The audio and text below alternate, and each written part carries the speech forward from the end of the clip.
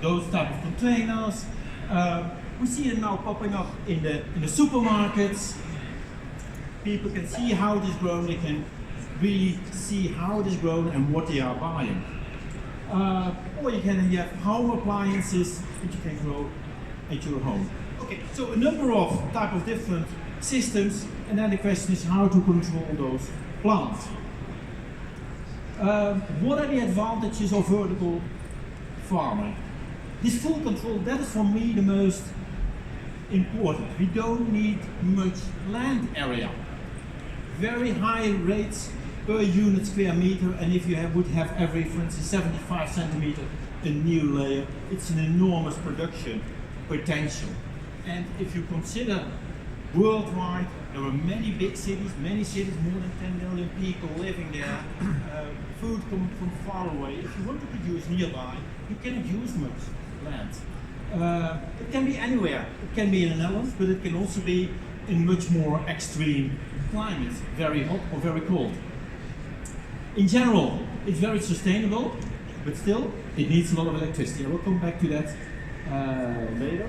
I think guarantees are very important, that you can give a guarantee, for instance, to the supermarket or to the consumer, how much there is available and of what specific quality.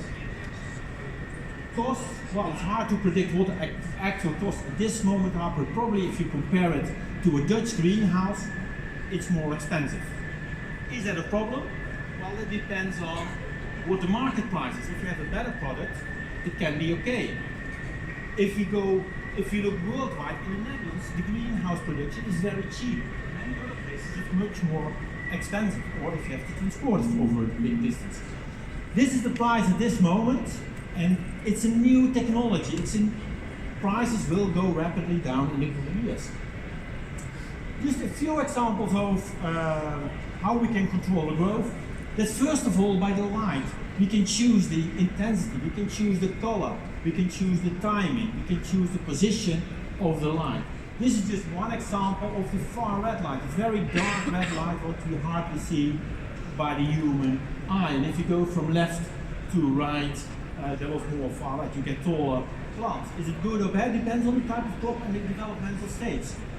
We can also make use of that the plants are not the same sensitivity of every moment of the day. Due to time limitations, I will not go into that detail now.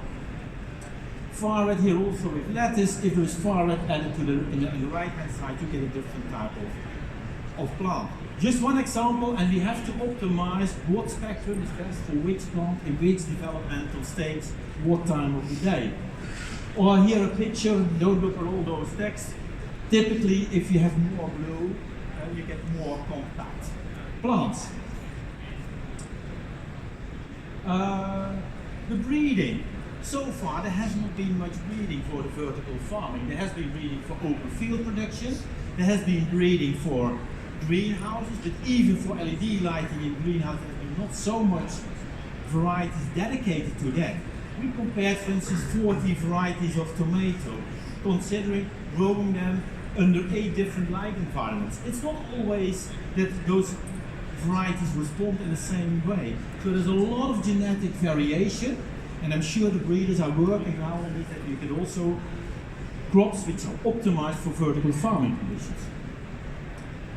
It is not only about the growth, but probably even more important that we have a very extreme quality. The quality is about how the plant looks like. 3 plants grown indoor, there we have different light intensity. At the left hand side, a high intensity, at the right hand side, a low intensity. It's the size of the plant, it's how the plant looks like. But then the next step is that it goes to the consumer. And I hope this, some strange things happened on the background. What you see on the left hand side is, sorry, the top row is 13 days in after harvest. The left hand side was the plant grown at a high intensity. They were definitely more green than at the right hand side. The lower row, that was 3 weeks in storage. You see from left to right a clear difference. So the shelf life definitely depends on the growing conditions. And besides that, it is about the taste, of course. It's about health components. Here we have research in tomato to make light close to the fruit while growing on a plant. We can double the vitamin C content. Light also has a strong effect on the vitamin C content of leafy vegetables. So that's a very important thing. Most of our research at this moment is focusing on the light, but we should never forget it always needs to be balanced. It needs to be balanced with the different growth factors. It is also about the temperature, it's about the CO2 concentration, the air humidity. We can control that, but also about the water and the nutrient supply. Now, I'm not sure how much time I have left. I'm not. 2 minutes. Oh, then, okay, how sustainable is it? If we have a very high level of hygiene, in principle we can keep the pests and diseases out. If we keep them out, we don't need the chemicals. Still, we will need a very strong monitoring that we can also take early action. Very little nutrient use, very little water use. Just we can go back to a few liters of water per kilogram product if we regain the transpired water. Extremely limited land use. Think about what we can do with the land. Maybe giving back to nature. Less transport if we do it nearby the urban areas. Less food waste because it is nearby the consumers, because it's a better shelf life. But the energy use, that is what needs a lot of effort because that is what we need to improve. That's also what we are focusing our research on. Quickly, some other advantages, it's the guarantees. Very important guarantee, quality and quantity, food safety, no contamination, should be healthy, we should have a better product, and then there should be a marketing concept which fits for the product that we are producing and selling. And then I would like to thank you for your attention. Thank you very much, Leo, for this good introduction. We have time for 1 or 2 questions. Anybody would like to ask a question to Leo?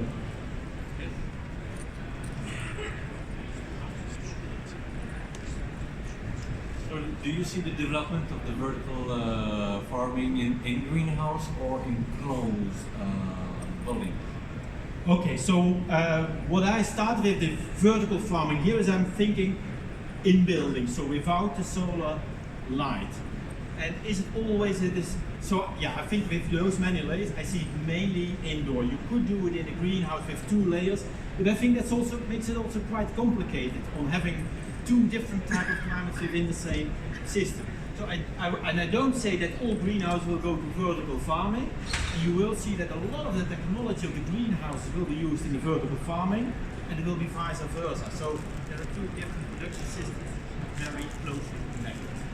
But there are 2 different systems. So you also talked about different types of vertical farms, like the industrial ones and then the smaller ones. We have a sample of a system here, which is a small, we can say, vertical farms. Do you see the future of commercial vertical farming to be in the big industrial buildings, or more not concentrated smaller farms in different places? What I believe, let's say if it is about food production, then I think it will be mainly these large scale, large buildings where we are producing, because that's for the large amount of food. However, there is definitely also a market for what InFarm, for instance, is doing in Germany, selling to supermarkets, what we have also in the Netherlands, in Jumbo, in Vecco. So you also see more and more in catering companies who do these small type of systems. You see some systems with people at home. So I think there is room for the different type of systems. But yeah, the amount of food produced is, of course, it's such a big warehouse. Yeah, many times more.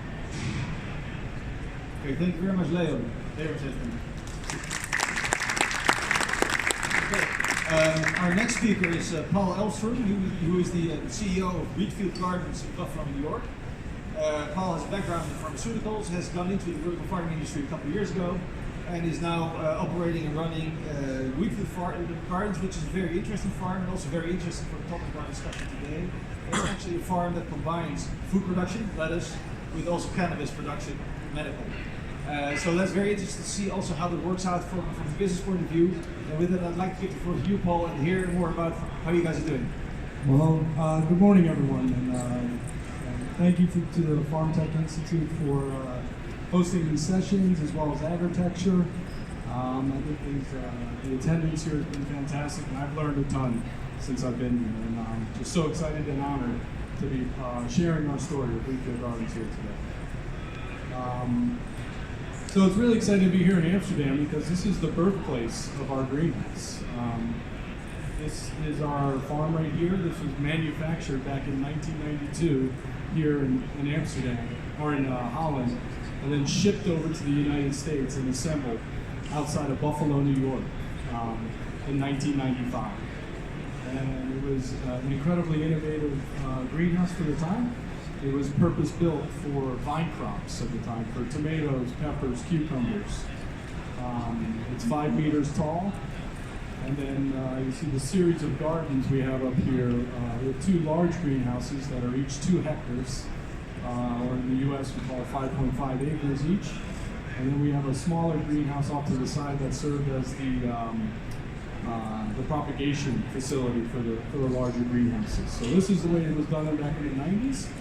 And the previous owner operated the farm producing commodity crops with varying levels of success until 2012 when they shut it down. And then my team of entrepreneurs came along and took it over at the same time that LED technology really started to emerge. So we saw a real opportunity to go year round and increase the profitability of the facility and make a go of it.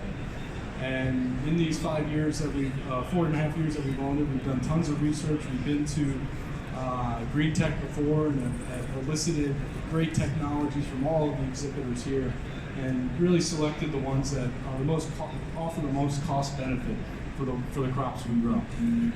So what we did is we pivoted away from commodity crops. They're mostly dominated by Mexico and Canada and the United States.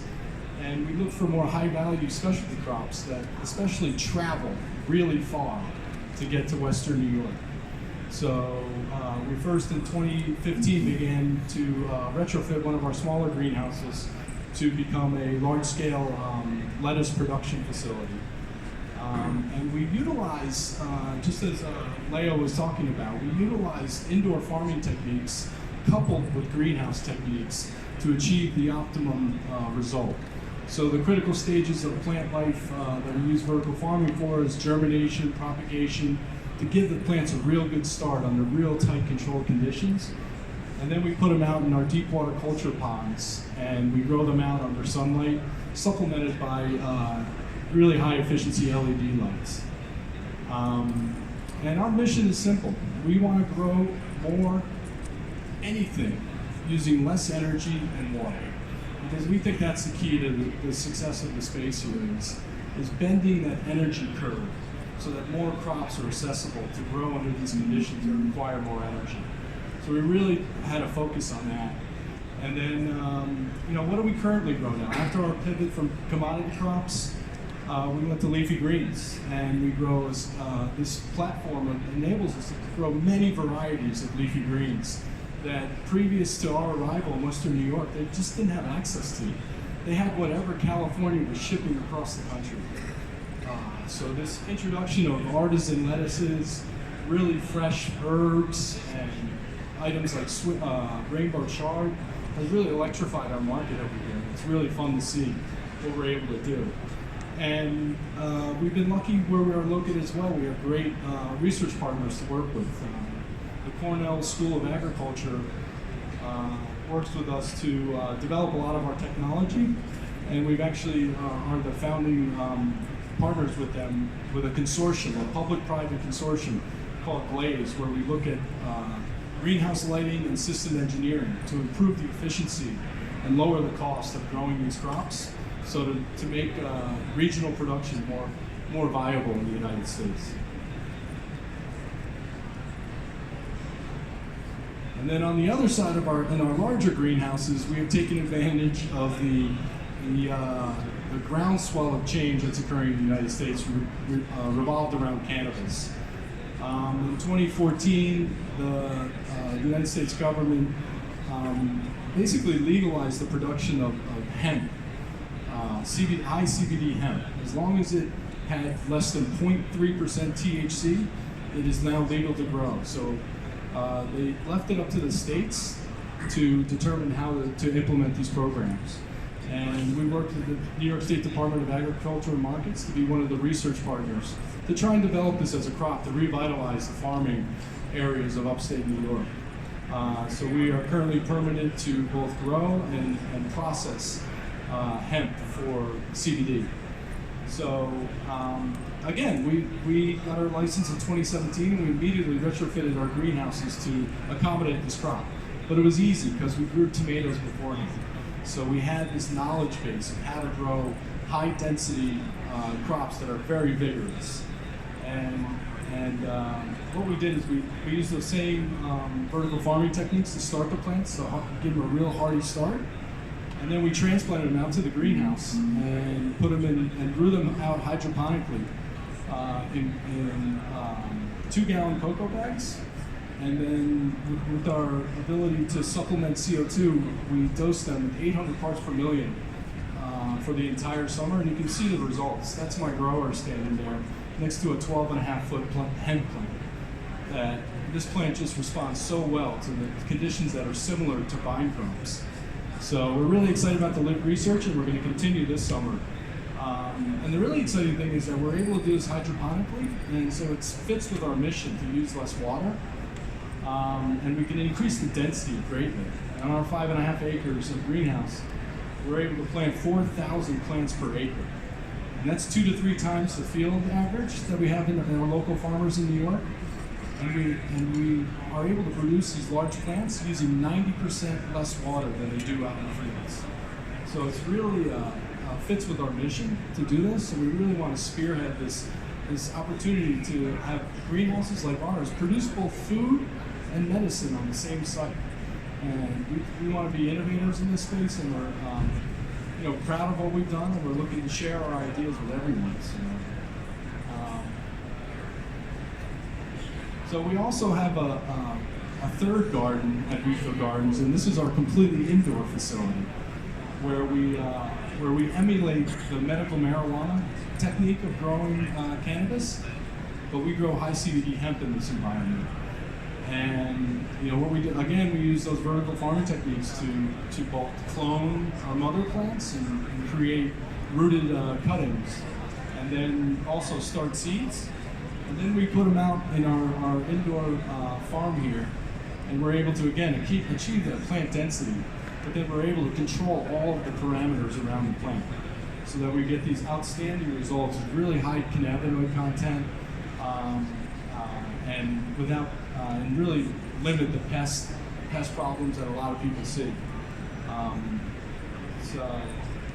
But with all these crops growing at high density, it creates the same problem, that you need food, energy, and water to grow plants at high density. What has come to our realization recently is that up to 90% of the water that you feed a plant will be transpired out of the leaves in the form of water vapor. And that needs to be dealt with. That continuing amount of moisture populating a room will lead to bad things if you don't control the humidity. So that has been one of our focuses of our research, is to efficiently control the humidity in the space where you're growing crops at high density. That's 1% of all the electricity in the state of Colorado was dedicated to growing cannabis. And that's simply not sustainable. So we're looking for ways to bend that energy curve and provide the adequate environment for these plants to thrive. So, but you can see on the graph on the right, we drive these plants so hard indoors that we supplement with CO2, we throw 800 micromoles of light at them. But if you get to a point where you're driving the plant so hard, you're creating so much water vapor in the space, you will limit the growth, and no amount of light or CO2 will enhance the growth after that point. So it's especially pronounced in cannabis production, because once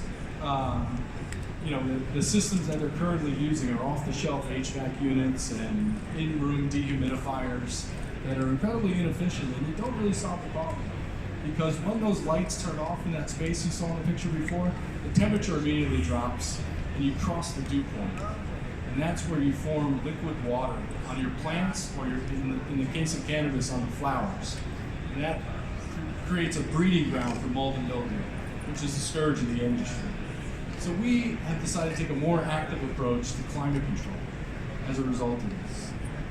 And we try to do it very, very efficiently. So what we've done at our farm is we have built a microgrid that we use all of the things that come along for the ride in the microgrid. So we use natural gas to create our own electricity.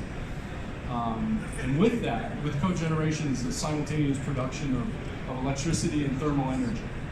And then the great thing about burning natural gas is that, as we discovered on our many trips here to Holland, is that you can actually capture the CO2 post-combustion. So you burn the natural gas, and then through a catalytic converter, you're able to harness that CO2. Instead of billowing it out into the atmosphere, we feed it to our plants. So we're able to clean that, make it food grade, and deliver it to all of our crops in our gardens. And then we use the waste heat that comes along with it to both heat our greenhouses and cool them and dehumidify them. And you can see an example of that. That's our lettuce production facility. We've designed our own air handlers on the north end of the greenhouse that are able to perform these air changes on a constant basis. So we pull that saturated air from the greenhouse, and then we dehumidify it, dose it with CO2, and return it to the space at the grower's specified temperature. So that constant process, that is an engineered process, and we call it often referred to as an air handler, but we like to call it an ag handler because we built it specifically for plants at high density. All other HVAC systems are built for people, not plants. So people don't transpire and sweat the whole time. So that has been kind of our innovations that we've come up with at Wheatfiel Gardens. Oops.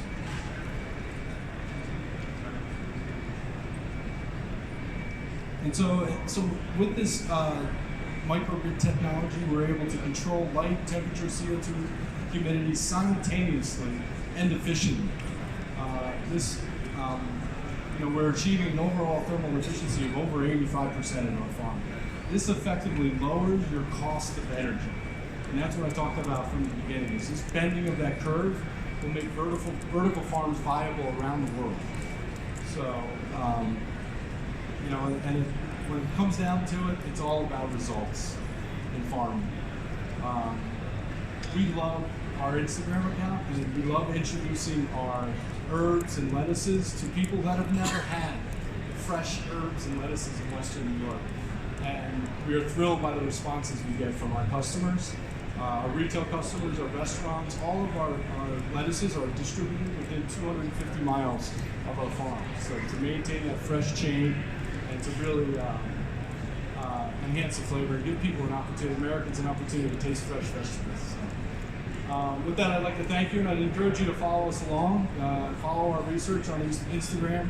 I'll post us updates as we move along. So, with that, thank you very much. Very, very informative talk. There's room for one question.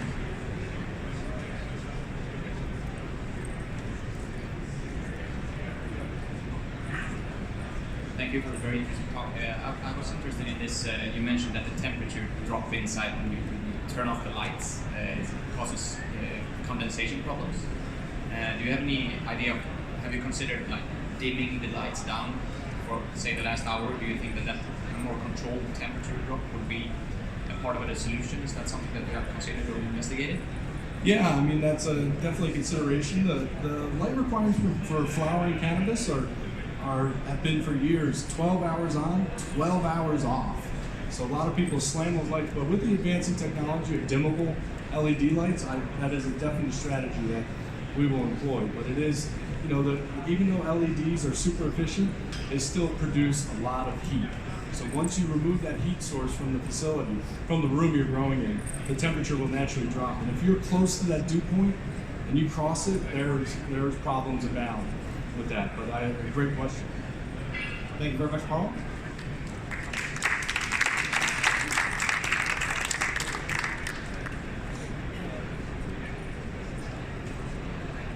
Our next speaker is Tisha Livingston.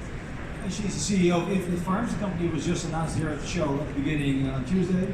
Tisha is an executive with more than 20 years of experience innovating and driving improvement within the food industry, and especially about bringing in fresh, healthy food to the community world in a sustainable way.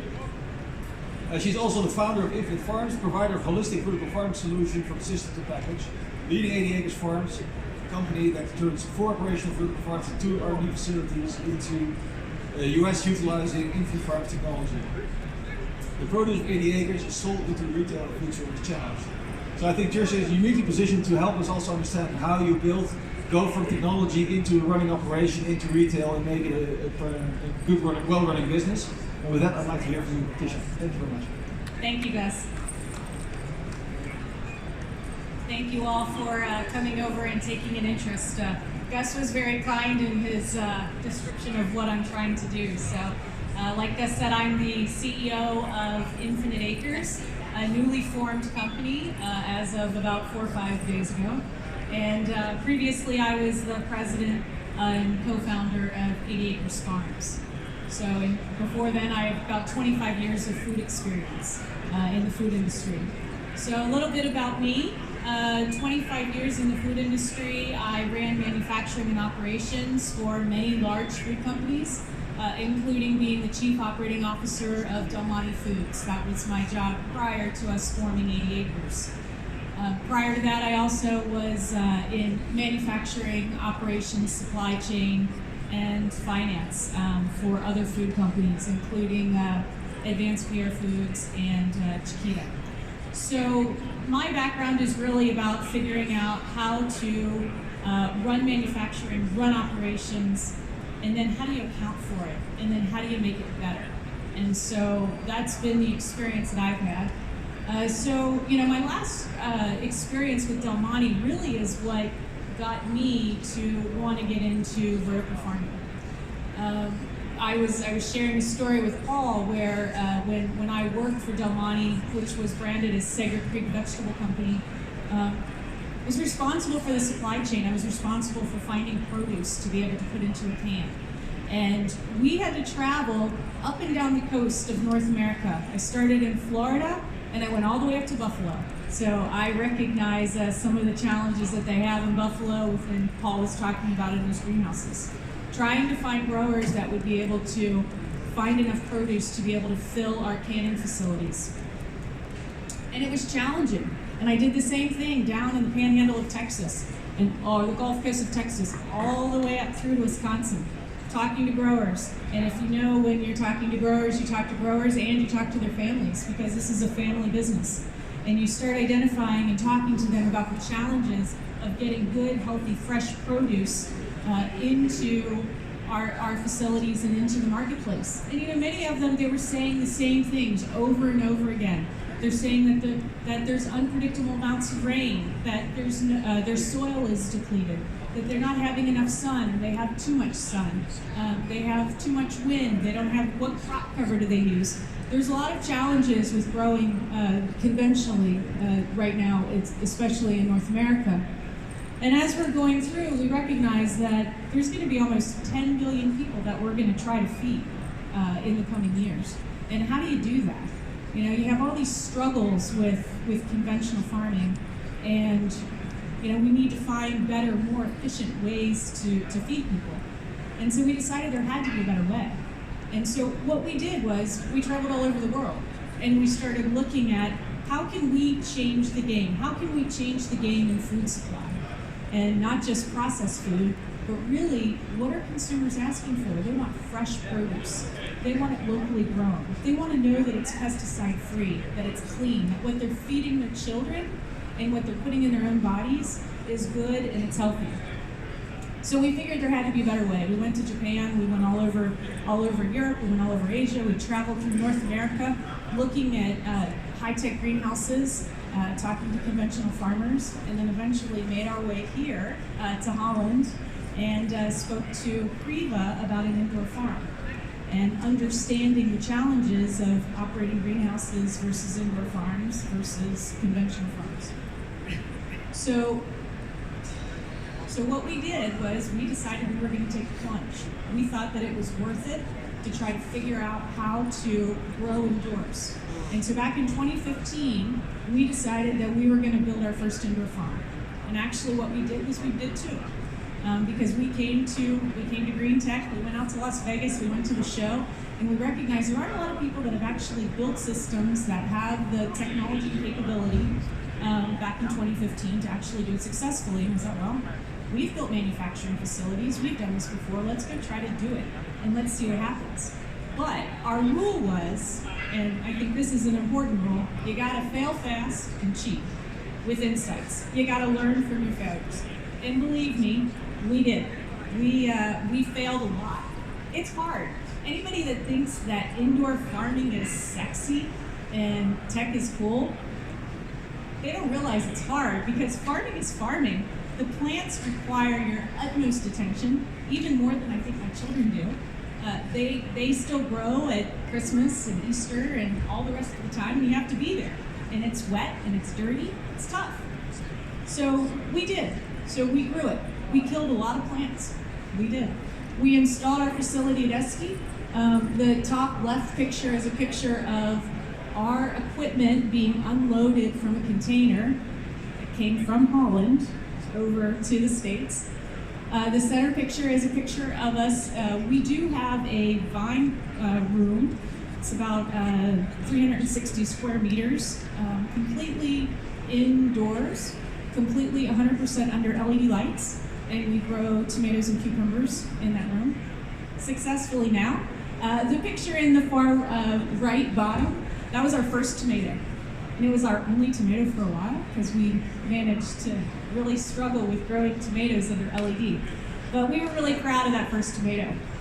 And we have some examples of us in LEDs or in lettuce and selling into retail. But the thing is that in order to be able to build an indoor farm, you have to be a construction manager, you have to understand permitting, you have to be able to understand plant science and what you're building, and then food safety, because things that grow, when plants grow well indoors, so do other things. And so you have to make sure that you're really monitoring and controlling your environment. So we struggled. We struggled a lot. And then we decided, why are we struggling so hard? Why are we working so hard at this when there's people out there in the industry that have been growing in glass houses for years, decades? So why is it that we're trying to reinvent everything? That's when we went back to Priva and we said, hey, we need some help here. This isn't quite working out the way we hoped. And we went to Signify and we said, hey, we're having some problems with our crops. We're trying to figure this out. How do we help? How can you help us? And I have to tell you that when you ask for help, people will give it to you. And when you ask for help and you start collaborating in an exciting way, all of a sudden, really good things start to happen. That's when we started discovering success in commercializing our vertical indoor farm. Right now we have 8 indoor farms. We have over 100 commercially grown crops. And we have 88 employees, and we're growing strong. And these are our crops. The far picture to the right at the top, that's us with our groundbreaking ceremony. We're building our next large farm because we've decided that failing fast and small and cheap, we've overcome that, and we're ready to take on big farms. And you can see that we have a lot of produce in retail. So we've been selling into retail like Whole Foods for 2 years now. And okay, I had to put that picture in the bottom right corner because anybody that says that growing indoors is unnatural, that bee looks pretty happy, and with that cucumber. And so I have to tell you that we're feeling pretty good about our success. Now, having said that, we're still probably in the first inning. We have lots and lots to learn. But what I found is that through collaboration, we really accelerated our success. And what I've learned is that there's a broad expertise that's required to scale. Not one company, not one person, it doesn't matter how smart you are, it doesn't matter what your background, can do all of this by themselves. It really requires a lot of people, collaboration, egoless collaboration, not where one person's smarter than everybody else and we're going to take the lead there, but true open dialogue and learning. That's what really is required to be able to scale, and to be able to scale in a good way here in the vertical farming industry. Because when you think about it, everything centers around the crop, right? So if you don't have a good crop and you don't know how to grow a crop, then you might as well get out of the business. But beyond that, that's like a gate to play. You have to know how to grow a good crop before you can do anything else. But you also need to understand climate. You need to understand lighting, especially when you're in an indoor farm and 100% of their solar power, their power is through LED lights. You need to be able to understand sensors and control. You've got a ton of data that can come out of this farm where you can learn, and your crops are cycling through so fast that you can constantly be innovating and optimizing. But you have to be able to collect the data, and then once you collect the data, what are you going to do with it? How do you turn it into action? And so that's something that you have to know. Automation. You know, unit economics in indoor farming, what they keep talking about is it doesn't pencil. It's really hard. You know, nobody wants to buy a head of lettuce for $10. Well, that's because we have to scale. We have to get to a commercial scale. And to do that, it's going to require automation. It's going to require efficiencies. You have to be able to understand that. And you have to understand operational excellence too. You know, this is not just farming. This is just not manufacturing. But this is condensing the whole supply chain for our fresh produce, going from sowing the plant all the way through to marketing and selling it. And so all of the supply chain, your processing, your harvesting, your cooling, your transporting, all of that is in there together. And that takes a lot of skills, takes a lot of knowledge. So Infinite Acres, what's that all about?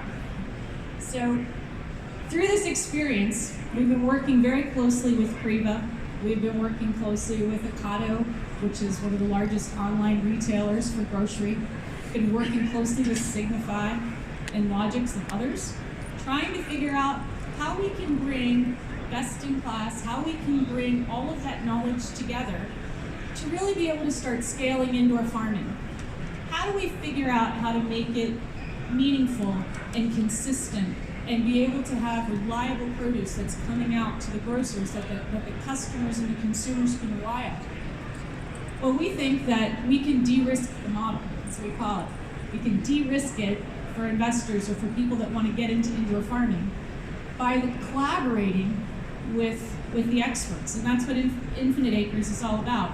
It's about bringing people together, figuring out how to collaborate in the vertical farming world, and then be able to take it and scale it around the world.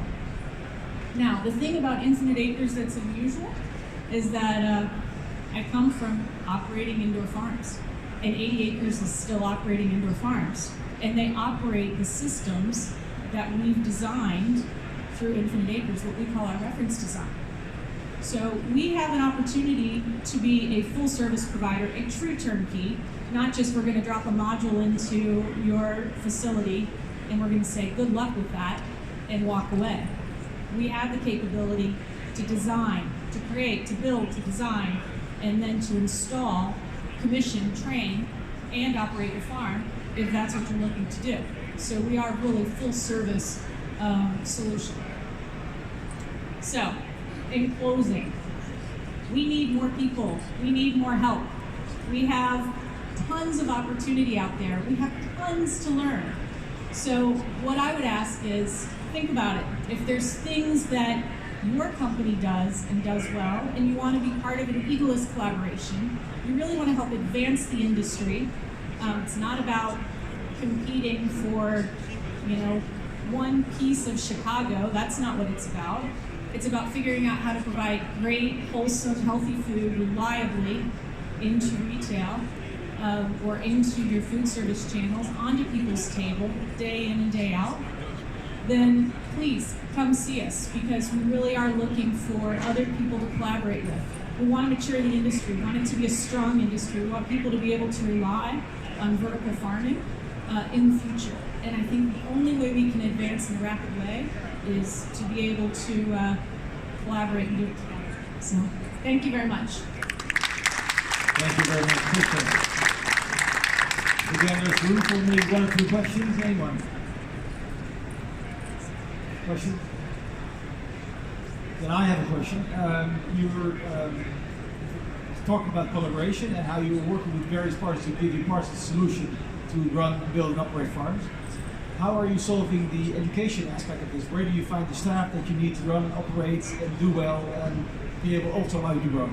Yeah, that's a good question. And so we are developing training programs. We're collaborating with universities. We collaborate with Signify and their GrowWise system, and with Priva and their Grow modules, and then places in the U.S. So we have colleges and universities in the United States that have also been helping train many of our growers and operators. So it's really about having that training program and that consistent standard operating procedures, standard work instructions. I preach that all the time. It's like we have to be able to standardize how we do things. We need to be able to provide a set of measurements and a set of how we do things so that it's not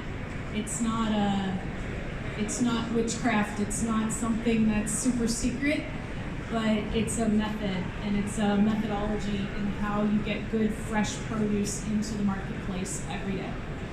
Thank you very much. Thank you. Thank you, Tisha.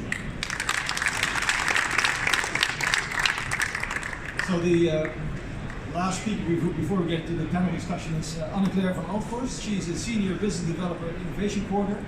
InnovationQuarter is the regional development company for the province of South Holland, around Rotterdam here in the Netherlands. Also where the heart of the Dutch horticulture industry is in the Westland. Anne-Claire is a networker, has been working in the floriculture industry I think for most of her career, and is now also involved very much in setting up something which is called the Catapult Center, which is a platform here, based here around Rotterdam, to see how we can also support the industry and the companies that are working in vertical farming to work together, collaborate, like Tisha also explained, to further the future of this industry. And with that, I'd like to give the floor to you. Thank you, Gus. Good morning, everybody. As Gus already mentioned, I'm a business developer at InnovationQuarter. And InnovationQuarter is a regional development agency in West Holland. We started 6 years ago, and the aim was to get more innovations in our region. We have 3 main tasks. We have several funds to invest in startups and innovations, not only in the horticultural sector, but also in life science and health and in clean tech space. I'm responsible for the horticultural sector. We also assist international companies that would like to set up in West Holland. And I'm working on the Department of Business Development and help companies with their innovations, especially as it comes to complex cooperation between several companies. Today I will present an example of how we will set up a new type of ecosystem focused on vertical farming.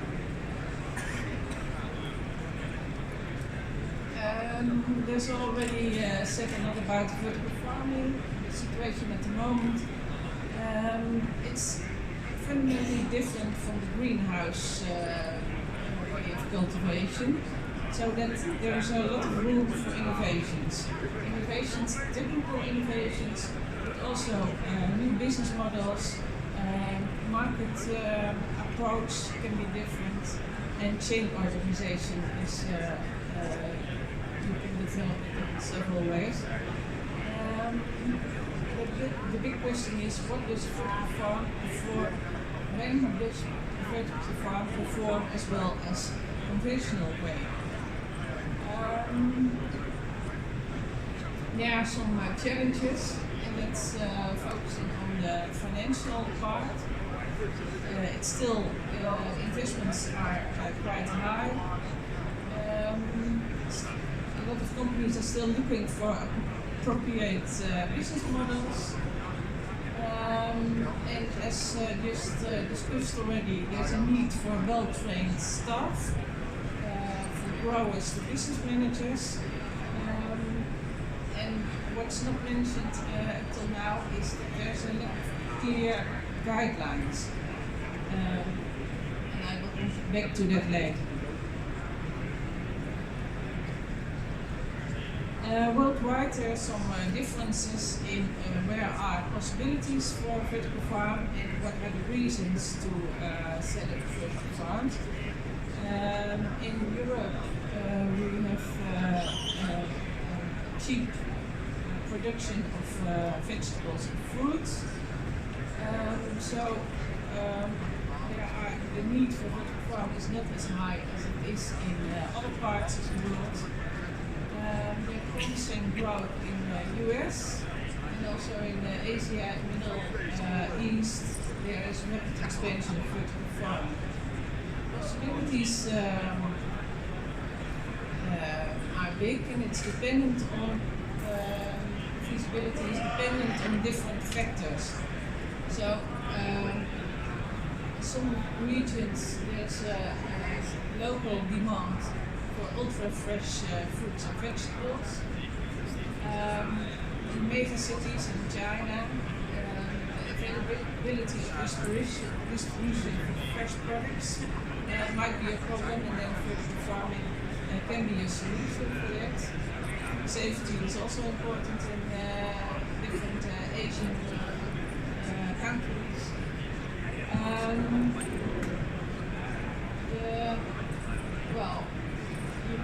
You can read all the different factors, and one conclusion is that there's always a combination of factors where it is initially feasible, and we expect that the technological developments will grow. So eventually vertical farming will grow as a sector. And where are we heading to? We did several discussions with groups of companies in the Netherlands. Where are we focusing on, and what do we need to professionalize the sector of vertical farming? Because we would like to reach it's now a young sector, and we would like to professionalize it. So they need more standardization and more collaboration. I think we just had a nice example of collaboration and at the end we can work to healthy foods, green jobs, and climate change resilience. We developed a catapult center, and the aim of the catapult center is to professionalize the sector of vertical farming in the Netherlands. So we will help companies to accelerate with their initiatives, and it's a big broad platform, so all types of companies can be member of it, as well as research institutes and education institutes. We will organize a big platform, and we have some objectives, and it's not only the research and development side to develop new business models, but also focusing on social acceptance. So demonstrate what it is, talk to the consumers about the advantages and the disadvantages. So you also need a kind of a pool, not only a market. So I think it's an important broad approach to stimulate vertical farming. As just mentioned, the growers of the future, that's also vertical farms have problems to get right people. and research to lower the costs, to make it more interesting to do some vertical farming. This initiative is supported by the help of InnovationQuarter and Greentech West Holland. It's focusing first place to the region. We are working closely together with FarmTech Society, with us, because vertical farming is international. So we organize a network in the Netherlands because we have to start somewhere. We have to develop cooperation, but at the end it's vertical farming network. We will organize events and do lobby for international vertical farming possibilities. This is a drawing of the different parts of what we will build. Center vertical farming, focusing on research. We already started with research, education and demonstration. We have applied for a big program and we'll start at the end of this year.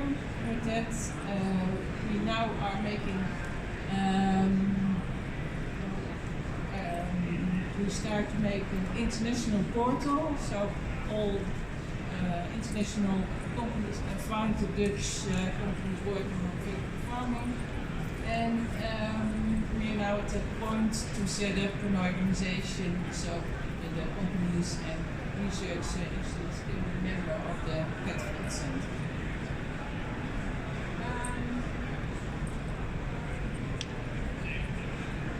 We also would like to develop a label because we need some standardization for the products that are coming out of the vertical farm.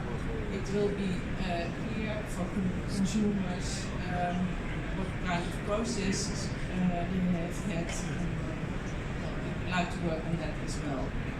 Big program, but I think the sector needs it to professionalize. Okay, I think this is it. Thank you very much, Anne-Claire.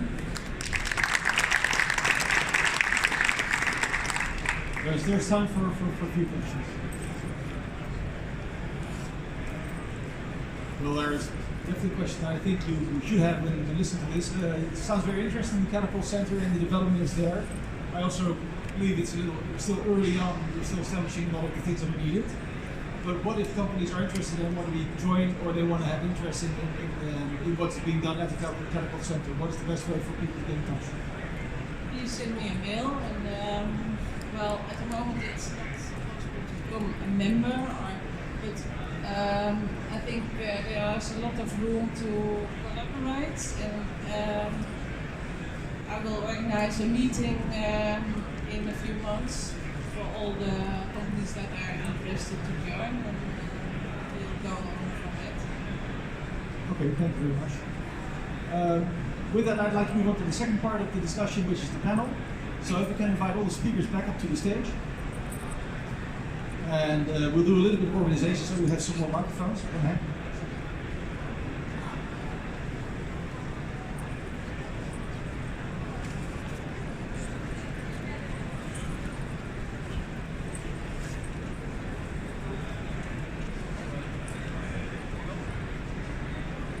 Welcome back, everybody, on the stage here. Thank you to begin with for all your interesting discussion. Your talks had already set the scene for hopefully some good discussion. I'd like to lead off with a few questions, and then of course also feel free to jump in if you have any other questions on your side. One question I'd like to ask the panelists, and maybe you can all say something to that, is where do you believe vertical farming is today in terms of maturity, industry maturity and viability, and where do you think it basically what is the future potential? Where do you think it goes? Is it going to be about selling lots of lettuce? Is it going to be doing lots of cannabis? Something else? Something bigger? Something better? I'd like to hear from you. So let's start with you, Paul. Yeah, I agree with Tisha that this is like the first inning of it, and we're just scratching the surface of what is possible from a crop perspective. And as the research moves along and we start to solve these issues that are posed by, because whether you're growing in a vertical farm or a greenhouse, it's very energy intensive, and that's one thing that we're going to get as we introduce more renewables, battery storage, and things like that. And then what we're doing at our farm with the microgrid, I think it makes it much more possible to grow other high-value crops like berries or things like that. And I think a lot of companies, and we see it with our retailers, is that local is trumping all other aspects in the food business, whether it's organic or what have you. We're seeing that the customers that we deal with really prefer a local product. And vertical farming, people will pay extra for something that's local. So I think that is this customer acceptance of this style of farming and the flavor that it brings, I think will drive people and drive the market to this platform. So. Okay, thank you very much. Also, customer acceptance, I will come back on later. Leo, for you also the same question, but also from a research point of view. What do you think, from your research background, will be key enablers and drivers for vertical farming to flourish as an industry? So I think, I agree with previous that we are just in the beginning of this S-curve of development. From a research perspective, what you see is that you see all over the world now, the research on LED lighting and vertical farming is really rapidly expanding. But there were still so many questions, because most research started with red light and then blue light, now we're studying the far red. And then we realized, but there are many interactions with other growth factors. It may depend on the time of the day, it may depend on the developmental stage. So you see that it's further refining of all those aspects, and there's really so many questions ahead. This will be in the coming 10 years, there will be continuously further development and further improvement. And it is about reducing the cost price and reducing the energy use, but also in particular improving the quality. Because I think with vertical farming we should go with the quality at a higher step, at a higher level than with conventional, and also allow if the product would be more expensive. Anne-Claire, what can you add to from your perspective? Well, the innovations will continue, and I think I'm working in a department with other innovators in other industries, and what I see is that there will also room for cross-sectional innovations from other sectors that will jump into the vertical farming, so technologically there will be a lot possible, but I think also on the market side there is plenty of room for new business models, because we're producing high quality crops, and there's specific groups that are interested in this quality. Thank you very much. And of course, Tisha, you're right in the middle of this as well, so yes, your thoughts. Thank you. So, a couple thoughts. First, I think that we are very, very early in the industry, and I think that there's constant and continuous innovation and research, but until commercial farms can standardize and scale, we're really not going to see the true benefits of indoor farming. Because when you think about it, what does a consumer want? What's important to them? It's all about flavor and consistency, that it's going to be on shelf all the time. But it's also, there's this whole health element. And how is it that what we're putting into our bodies can be healthy? And we have to be able to master controlling our indoor environments. And if everyone is looking at things differently, and there's still debate about nutrition and airflow and lighting and things like that, and we don't start standardizing and then developing from that, we're not going to be able to mature and really get to the great healthy crops that I know that we can grow in the farm. Thank you very much. If there's any questions, by the way, feel free to raise your hand. Start here in the back. Hi guys. Do you guys believe that we will start to grow traditional crops in indoor farms, such as barley, wheat, and if so, do you think GMO will be a part of that? Can I respond? Technically, we can grow any indoor. However, I think for crops like the corn, the barley, I think at this moment it's too expensive. Also, I think it's more at this moment in particular valuable for fresh food or also for young plants, raising, also what you are doing. These are, let's say, relatively critical stages, or where the transport distance is more important, and the crops like barley, relatively fairly cheap, easy to store, easy to transport. Well, for the first years, then I don't think that can be economically feasible. If you're talking about GMO, in Europe it's just not allowed. It's not an issue. Whether I would like it or not, it's just not allowed. So we will not do that. CRISPR-Cas is not allowed. It's a GMO in Europe, so we cannot use it in other parts of the world. That is different, but for Europe, we will not do it. And what I often say with vertical farming, what we're doing, we are not genetically modifying our plants, but we are environmentally modifying plants. So we want to control the plants by the environment. Right. Can you define the term local? That's really tricky. Lots of people define local differently. To me, local is all about harvesting and getting it into the consumer's hands the next day or the following day, not necessarily going through a long distribution channel. I think that it's important that communities are identifying with their food. They understand who's growing their food and where it's coming from. So within a region, if you can identify that this grower that happens to be 10 kilometers away is local, or 50 kilometers away, I think it's really about community and understanding where your food comes from. If I could just add to that, I think one of the things we look to do is try to keep our produce within a day's drive, so that a trucker can leave our facility, drive 4 hours, and then return home that night. So that's kind of how we define local, where we're at.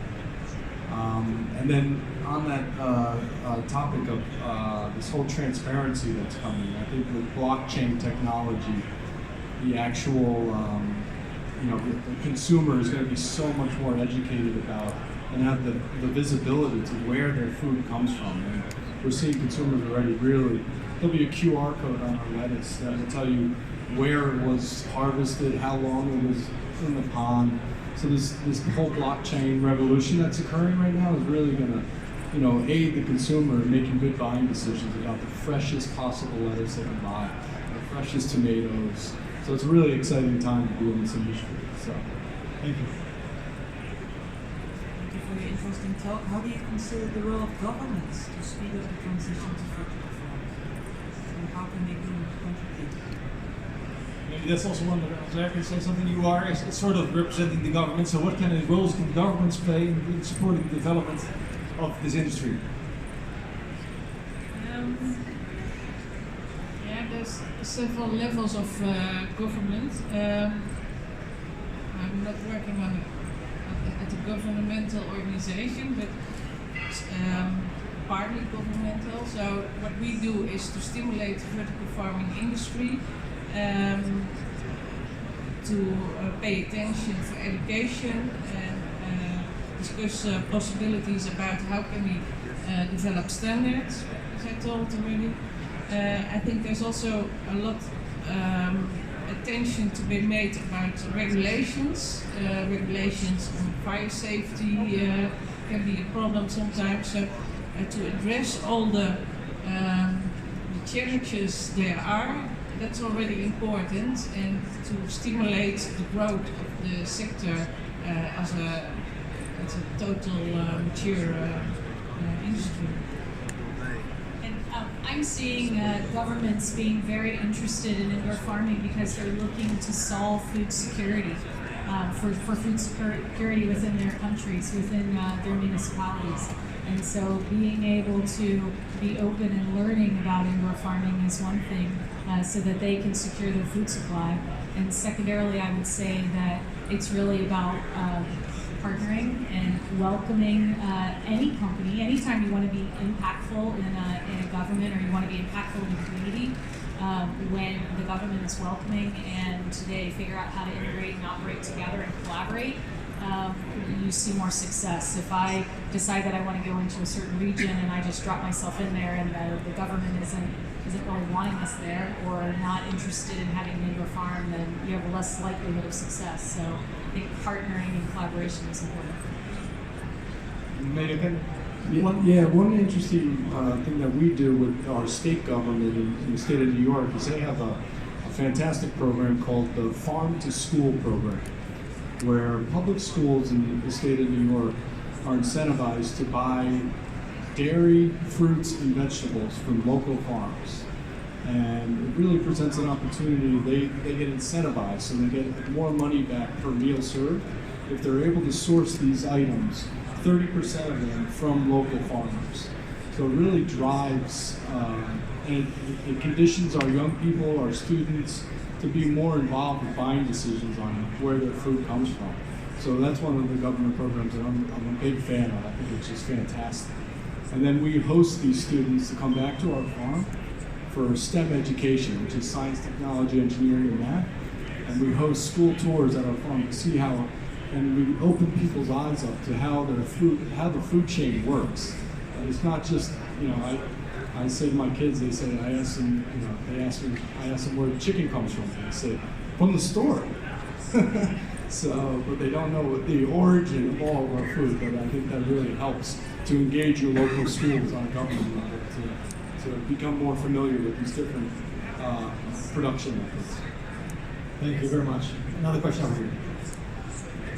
Hi, thanks for a very interesting presentation. Specifically like the linking together, the networking you're talking about. You talked about consumers driving changes in the US in terms of paying more for their produce. How does that vary within the EU, do you think? So I suppose it's Professor Marcelis.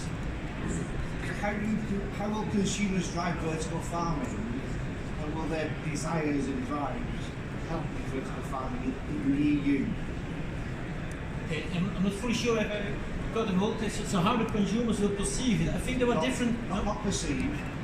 The two people from North America were talking about people paying a little more for their produce. Healthy produce paying a little more. My concern is that within the EU, consumers are not keen to pay more for their produce. How will that stack up with vertical farming? Okay. Well, I think at this moment in the Netherlands, it's more expensive to grow indoor compared to a greenhouse. So if we want to make it valid in the Netherlands, well, we can work on the cost price, that's what we should do, of course. But we are not yet there to have it equal. At least that's my opinion. So then we need to have a better product. And we have to tell a story, and the story should be correct. It should not be nonsense, but also sometimes nonsense stories, and I think they don't last for a long while. So we have to tell a story, and then there will be consumers who buy it. If the consumers say, "Well, I only want to have it cheap," then we have a problem. We need to be fair about it. With respect to this cost price, I think we should, when we make this comparison, realize that in the Netherlands, producing in a greenhouse is very cheap. In many other places, it's much more expensive. So in other countries, this cost price of vertical farming might be cheaper.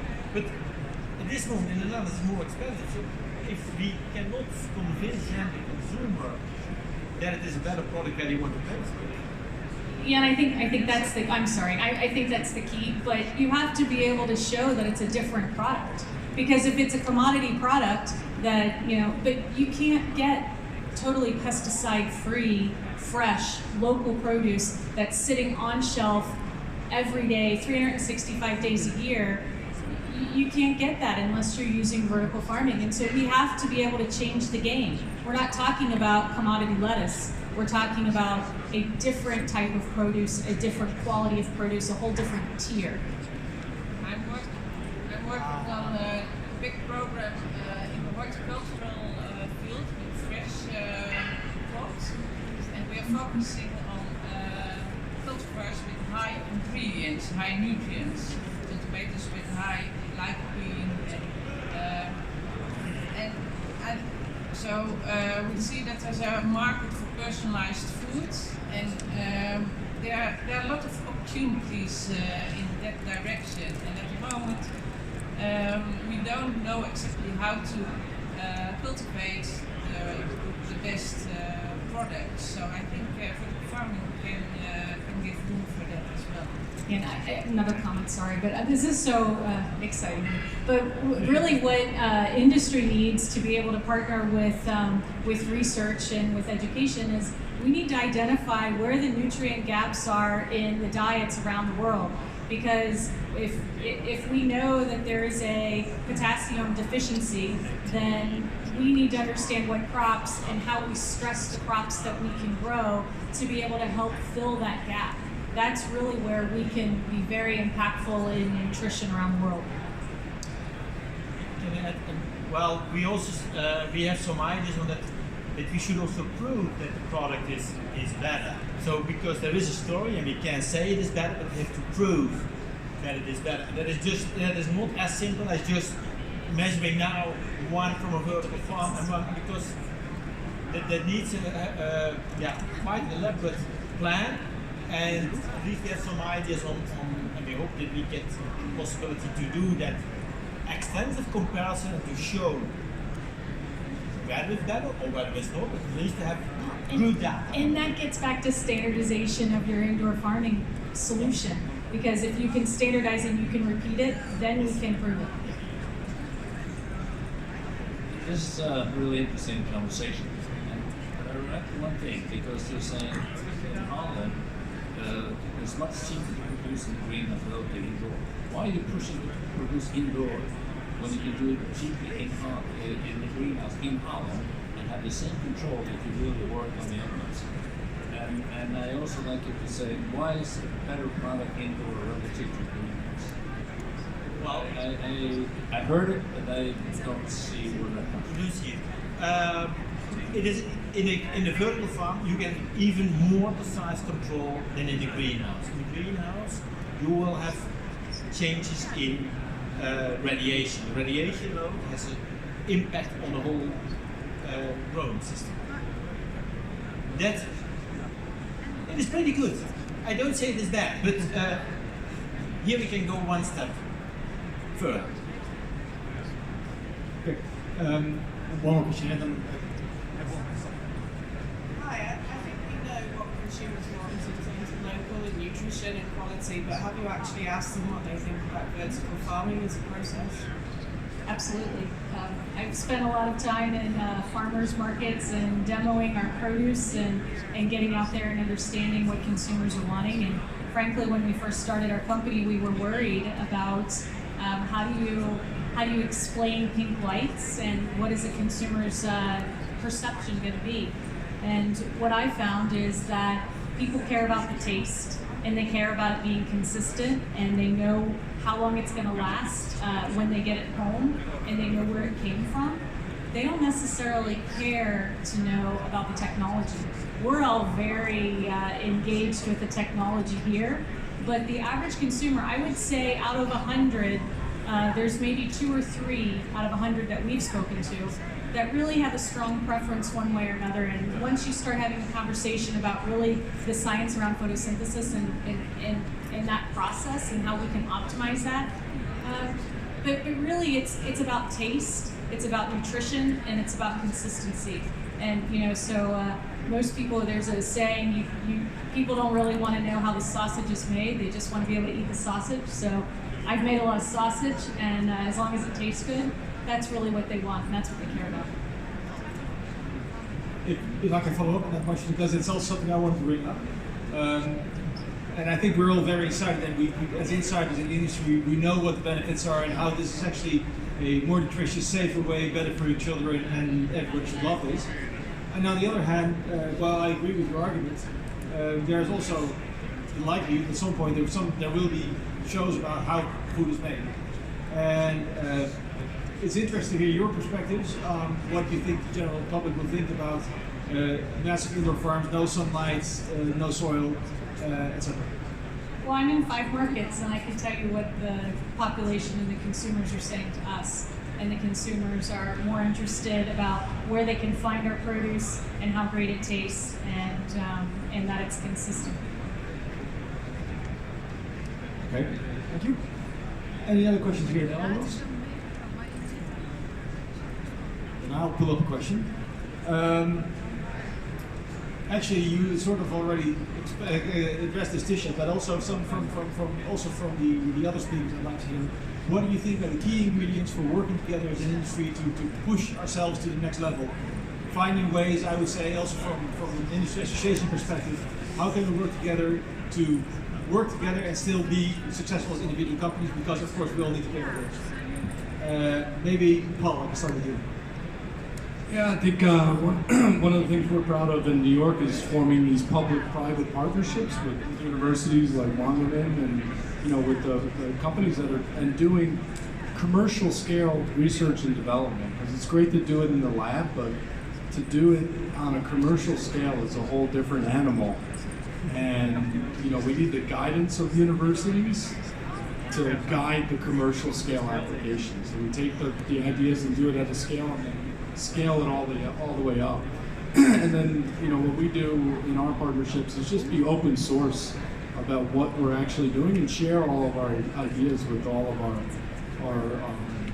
research partners, as well as coming to conferences like this. I mean, is invaluable. I mean, we've taken so many technologies that we've seen here at Greentech and employed them at our farm.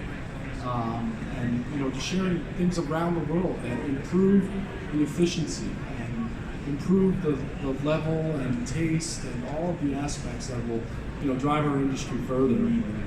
We'll be able to move, as Leo was saying, reducing the amount of land we dedicate to crops, where we can build more housing and return it back to nature. And I think that needs to be part of the story as well, is that we're being more efficient with our land use and producing as much food, quality food as we can, closer to the consumer. I think is the story we need to share. Most important is that we have to share also the business models to show that it is possible. I think that's the technical part.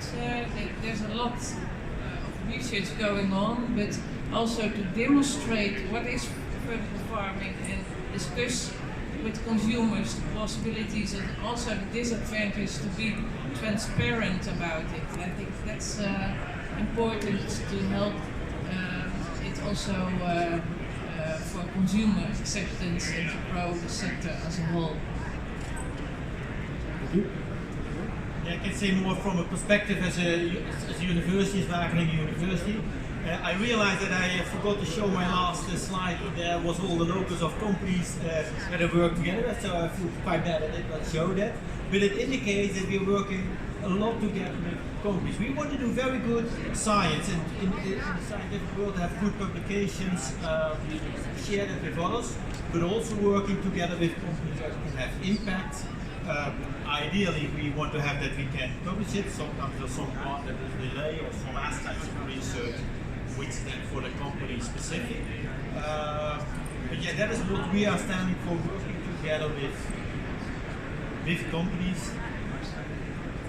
Yeah, and I think that works very well. Right, thank you. Another question I would like to put forward is also something that is important. We've looked at technology ingredients, we've looked at plant science ingredients, we've looked at staffing, we've looked at how to collaborate between companies.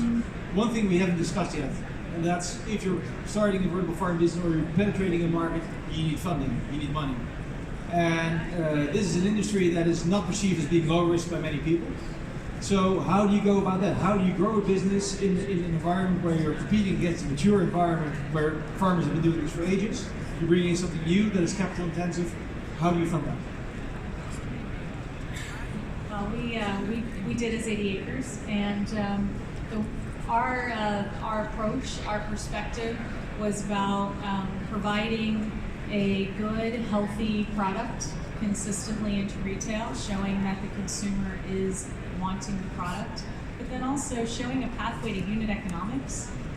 It's all well and good to say that vertical farming is sustainable and can provide best healthy produce, but if people can't afford it, then you're not going to be able to do that. So being able to help hold price, drive your costs down through efficiencies, and improvement in yield, improvement in labor, it really comes down to hardcore math when you're looking to fundraise, and you have to have a compelling business story, and you have to show a glide path to be able to drive improvement in a very young industry. And maybe from our European speakers, is this a different situation? Maybe, unclear, you can say something about this in Europe versus North America?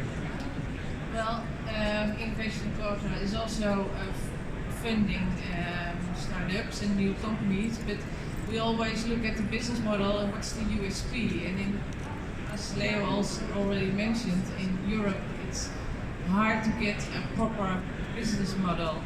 So I think, as I said in my presentation, in other regions and other countries, it can be very interesting. If you have a good business model, it will be interesting to get some investors. Okay, thank you. Final question? No, in that case I'd like to... There's one final question. Yeah, so I was wondering what would your take be on, I guess you mentioned organic farming versus vertical farming. Is there a versus? Is there a competition? How do you see that? Where do you see it going forward? Leo? Yeah, in my opinion, there are two different things. And there are many different opinions about it, but my opinion is these are two different things. Vertical farming should be before, because we have a higher quality, consistent quality. You have to look at sustainability criteria, but it's different from organic farming. And in my opinion, we should not want to call it organic farming. They have some paradise. Yeah, they want to go in the soil. They have a number of those type of items. That's fine. There will be a market for the organic. There will be a market for the vertical farming. I would say that's not mixed up because these are different production systems, and we should judge them, I hope, on what the results are, what it will do. And then there will be a group of consumers who will prefer the highly controlled product from the vertical farm. There will also be some others who will prefer the organic. So there are different market segments in my opinion. Thank you very much. And with that, I would like to close this session. I would like to thank all the speakers for their excellent contribution. Thank you very much. And I would also like to thank all of you for coming here. It's been very nice to see so many people here, standing room only. Thank you for your questions and your attendance. Thank you also on behalf of the FarmTech Society. We will do this more often. We will continue to drive this discussion and make sure that as an industry we can grow. If you're not yet a member, come see us at our booth or look us up on our websites. And look forward to seeing many of you in future occasions. Thank you very much for being here.